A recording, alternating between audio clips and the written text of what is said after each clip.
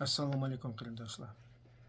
Сегодня я снимаю это видео на тему религия и вера.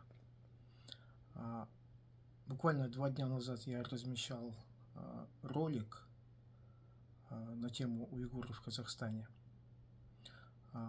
И было очень много комментариев с вопросами, что за флаг за мной висит, почему я говорю на русском языке. И, в общем, и мне интересно было многим, где я вообще нахожусь. Прежде чем начать тему, я хочу ответить на эти вопросы. Первое. За моей спиной висит флаг Республики Восточный Туркестан, которая была образована в 1944 году и которая была потом захвачена китайскими оккупантами в 1949 году. И все уйгуры, которые тем или иным образом занимаются вопросами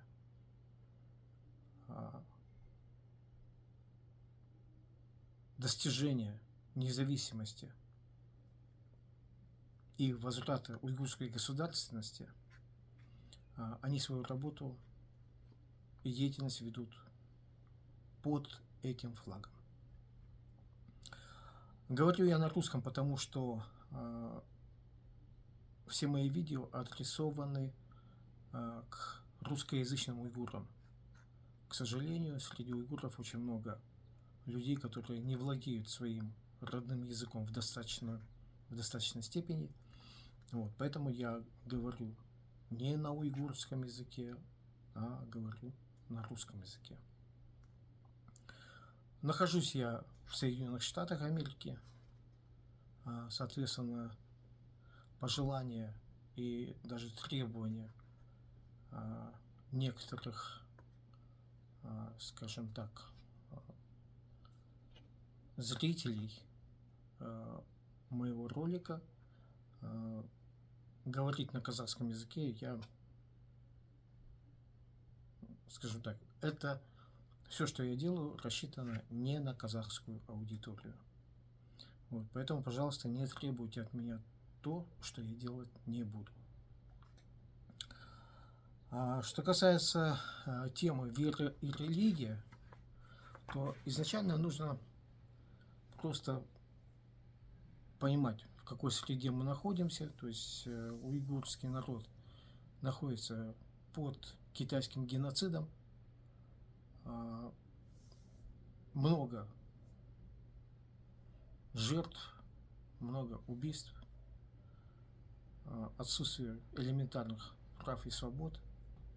И, конечно же, уйгуры апеллируют ко всему миру и надеются найти какую-то поддержку. И если западный мир, западные страны, Соединенные Штаты Америки, они хоть каким-то образом поддерживают уйгуров и принимают определенные законы, какие-то постановления, обращения к китайскому правительству, то страны Центральной Азии данную проблему просто игнорируют, скажем так, и арабские страны тоже. И каждый раз, когда где-то с какой-то трибуны всемирной заявляется, что китайцы преследуют уйгуров-мусульман, то поневоле задаешься вопросом, а где же те мусульманские страны, которые, в общем-то, согласно религии, должны поддерживать своих единоверцев и должны быть вместе с ними? Но мало того, правительство этих стран, наоборот, активно сотрудничает с Китаем, не говоря уже о том, что поддерживает антигуманную политику китайских властей в отношении уйгуров. Чтобы лучше понять причину этой проблемы, давайте рассмотрим данный вопрос более широко. Мы все являемся свидетелями, как население Центральной Азии, в особенности молодежь, все сильнее и сильнее уходит в религию. Это происходит на фоне снижения уровня жизни и недостаточных социальных проблем. Надеюсь, абсолютное большинство видят и понимают, что религия сильно коммерциализировалась и уже имеет мало общего с верой. Религия – это уже не вера во Всевышнего, в Творца. Сегодня религию превратили в бизнес и вместе с тем в фетиш, в показуху. Сегодня в религии утеряна духовность, под которой я понимаю мораль, то есть нравственность и совесть. К сожалению, в наше время достаточно примеров, когда якобы истинные мусульмане, исполняющие стандартные ритуалы, совершают аморальные деяния. Многие мужчины-мусульмане являются деспотами в своих семьях. Они деспотичны по отношению к своим супругам и детям, по отношению к своим подчиненным и от зависящих от них людям. Они же после намаза идут воровать, грабить, обманывать, насиловать. Это касается всех сфер их жизни – семьи, общества, бизнеса и политики. Разве кто-нибудь из них задумывался над главной составляющей религии – духовностью, над моралью, над нравственностью своих поступков и вообще малейшей совестливости? Слушая проповеди различных религиозных деятелей и наблюдая за их поведением, я вижу, что в них напрочь отсутствует духовность. Многие из них продались шайтану в материальности. Это видно из того, как духовенство обслуживает власть, обслуживает ее интересы. Разве кто-нибудь из духовенства Казахстана, видя, как Назарбаев и его банда грабят страну и народ, изобличили его и потребовали придерживаться морально-нравственных норм? Не этот ли факт говорит об ущербности духовенства? Сегодня мы наблюдаем, как простой народ, постигнув ислам во внешних проявлениях, исследуя, мягко говоря, так скажем, назову это фетишем, да? А именно намазу, хаджу, закату и религиозным обрядам, не продолжают, не то что не продолжают, а даже не начинают свое духовное развитие. На мой взгляд, простой народ излишне доверчив и не обладает критическим мышлением. Этим пользуются власти, их приспешники и духовенство различных религий. Властям выгодно, чтобы народ имел рабское мышление и всегда был в подчинении властей. Этому же способствует религия, где неустанно утверждается, что человек – раб Всевышнего. Давайте поразмышляем над этим вопросом. В религиях говорится, что Всевышний создал человека по своему образу и подобию. Все понимают, что у человека вряд ли есть внешнее сходство с Творцом. Безусловно, здесь подразумевается качество Всевышнего. В исламе они перечислены в 99 именах Аллаха. Человек, как создание, владеющее разумом и сознанием, понимает, что человек, созданный по образу и подобию Творца, должен стремиться к духовному саморазвитию и достижению качеств Творца.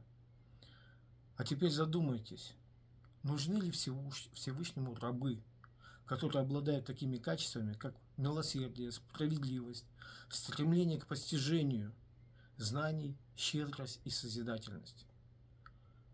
Если Творец заложил в человеке стремление к самосовершенствованию, то Аллаху не нужен раб, а нужен совершенный человек с чистой моралью.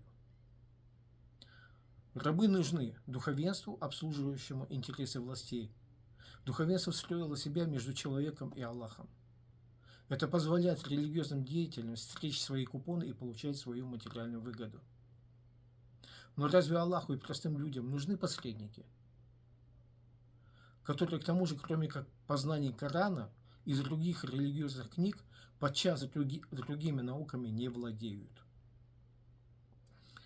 Задумайтесь, почему в исламе засилие различного рода запретов. Ведь это моральный гнет, еще более усиливающий порабощение человека.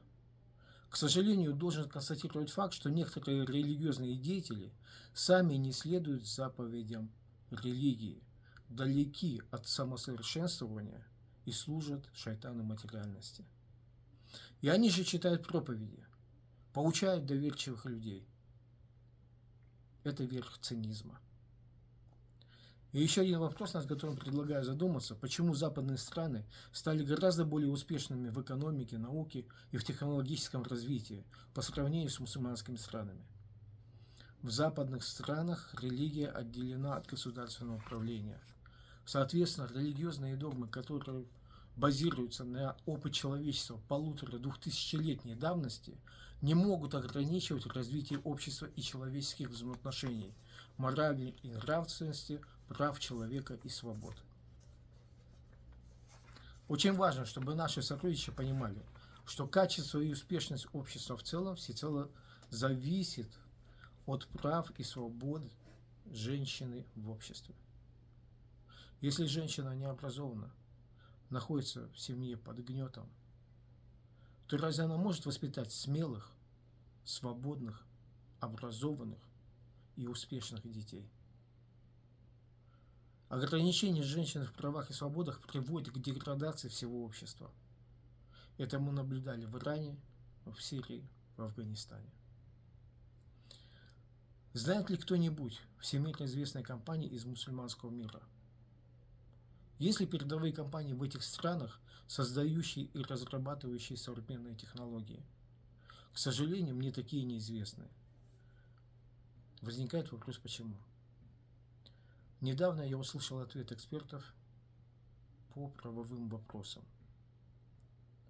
В настоящее время правовые догмы в вопросах наследства, установленные в исламе, являются тормозом развития мусульманских стран. Они не совершенствовались со времен принятия Корана, где прописаны законы наследования, из которых следует, что после смерти одного из партнеров в бизнесе все бизнес-активы должны быть распроданы и распределены между наследниками. Это привело к тому, что существование любого бизнеса в мусульманских странах ограничено смертью одного из бизнес-партнеров. Как вы понимаете, если компания была даже успешной, то после смерти одного из бизнес-партнеров она распродается, активы распродаются, распределяются между всеми наследниками. И, как правило, эта компания и как бизнес-проект, и как какие-то научные достижения, это все умирает. То есть новые бизнесмены, товаропроизводители, новые ученые, они всегда все начинают с нуля. Многие исламские просветители твердят, что многие достижения в науке прошлых столетий были созданы учеными-мусульманами. Да, в те далекие времена одной жизни образованного человека хватало на совершение открытия. Ведь нужно учитывать, что поле для открытия тогда было свободным. Но сегодня, чтобы разработать новые технологии и продукцию, сделать открытия в области науки и медицины, необходим коллективный разум многих ученых. Это громадные научно-технологические предприятия, на которых работают тысячи ученых и исследователей. Надеюсь, вы понимаете, что время гордиться достижением ученых-одиночек прошлого закончилось.